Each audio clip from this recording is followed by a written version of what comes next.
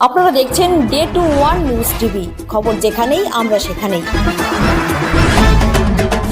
স্কুলের গাড়িতে পুলিশের গাড়ির ধাক্কা, আহত বেশ কিছু স্কুল পড়ুয়া। পুলিশের গাড়ির চালকের বিরুদ্ধে মদ্যপ থাকার অভিযোগ। পুলিশের গাড়ি ঘিরে বিক্ষোভ স্থানীয়দের। ঘটনাটি ঘটেছে পূর্ব মেদিনীপুর জেলার এগরা শহরের সেন্ট্রাল বাসস্ট্যান্ড সংলগ্ন এলাকায়। জানা গিয়েছে দুপুর 2টো নাগাদ সরস্বতী স্কুলের বাচ্চাদের গাড়ি থেকে নামানোর সময় দাঁড়িয়ে থাকা অবস্থায় পুলিশের একটি পেট্রোল ভ্যান নিয়ন্ত্রণ হারিয়ে স্কুল গাড়িটিকে ধাক্কা মারে।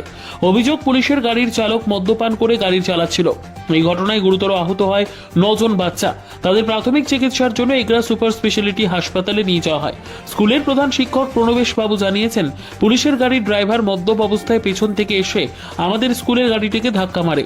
যেখানে সাধারণ মানুষ মদ্যপ অবস্থায় গাড়ি চালাতে গিয়ে পুলিশের হাতে ধরা পড়লে মোটা অঙ্কের জরিমানা দিতে হয়, সেখানে খোদ পুলিশের লোক কর্তব্য অবস্থায় মদ্যপান করে এই ধরনের ঘটনা কি করে ঘটাচ্ছে তা নিয়ে প্রশ্ন তুলছেন এলাকাবাসী।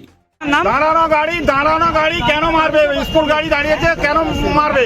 কে ধাক্কা মারলো? পুলিশ ভ্যান লাগা মেরেছে।